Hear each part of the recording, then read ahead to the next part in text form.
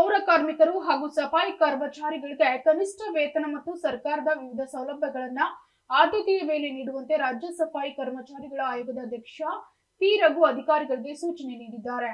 ಜಿಲ್ಲಾಧಿಕಾರಿಗಳ ಕಚೇರಿ ಸಭಾಂಗಣದಲ್ಲಿ ನಡೆದ ಜಿಲ್ಲಾ ಮಟ್ಟದ ಪ್ರಗತಿ ಪರಿಶೀಲನಾ ಸಭೆಯಲ್ಲಿ ಮಾತನಾಡಿದ ಅವರು, ಪೌರ ಕಾರ್ಮಿಕರು, ಸಫಾಯಿ ಕರ್ಮಚಾರಿಗಳು ಮತ್ತು ಗ್ರಾಮ ಪಂಚಾಯತ್ ಸ್ವಚ್ಛತಾಗಾರರಿಗೆ ಸಾಲ, ಸಬ್ಸಿಡಿ, ವಿಮೆ ಹಾಗೂ ಉಚಿತ ಶಿಕ್ಷಣ ಸೇರಿದಂತೆ ವಿವಿಧ ಯೋಜನೆಗಳ ಲಾಭ ಸಕಾಲಕ್ಕೆ ದೊರಕಿಸಬೇಕು ಅಂತ ತಿಳಿಸಿದ್ದಾರೆ. ಕಾರ್ಮಿಕರ ಕಾಯ್ದೆಯಂತೆ ಕನಿಷ್ಠ ವೇತನ ಪಾವತಿಯಾಗುವಂತೆ ಸಂಬಂಧಿಸಿದ ಇಲಾಖೆಗೆ ಸಮನ್ವಯತೆಯಿಂದ ಕ್ರಮ ಕೈಗೊಳ್ಳಬೇಕಂತ ತಿಳಿಸಿದ್ದಾರೆ. ಜಿಲ್ಲೆಯ ವಸತಿ ನಿಲಯಗಳು, ಕೆಎಸ್ಆರ್ಟಿಸಿ ಆಸ್ಪತ್ರೆಗಳು ಹಾಗೂ ನಗರ ಸ್ಥಳೀಯ ಸಂಸ್ಥೆಗಳ ವ್ಯಾಪ್ತಿಯಲ್ಲಿನ ಕಾರ್ಮಿಕರಿಗೆ ನಿಯಮಾವಳಿಯಂತೆ ವೇತನ ಪಾವತಿಯಾಗುವಂತೆ ನೋಡಿಕೊಳ್ಳಬೇಕು ಅಂತ ಹೇಳಿದ್ರು. ಗೃಹ ಸೌಲಭ್ಯ ಇಲ್ಲದವರಿಗೆ ಆಶ್ರಯ ಯೋಜನೆಯಡಿ ನಿವೇಶನ ಕಲ್ಪಿಸುವಂತೆ ಸೂಚಿಸಿದ್ರು. ತಾಲೂಕುವಾರ ರೆಸ್ಟ್ ರೂಮ್ ನಿರ್ಮಾಣ ಹಾಗೂ ಉಪಹಾರ ಸೌಲಭ್ಯಕ್ಕೂ ಕ್ರಮ ಕೈಗೊಳ್ಳುವಂತೆ ಹೇಳಿದ್ದಾರೆ. ಸಭೆಯಲ್ಲಿ ಜಿಲ್ಲಾಧಿಕಾರಿ ಹರ್ಷಲ್ ಬೋಯರ್ ಸೇರಿದಂತೆ ವಿವಿಧ ಇಲಾಖೆಗಳ ಅಧಿಕಾರಿಗಳು ಉಪಸ್ಥಿತರಿದ್ದರು. ಪೌರ ಕಾರ್ಮಿಕರ ಕಲ್ಯಾಣಕ್ಕಾಗಿ ಕ್ರಮ ಕೈಗೊಳ್ಳುವಂತೆ ಅಧಿಕಾರಿಗಳಿಗೆ ತಿಳಿಸಿದ್ದಾರೆ.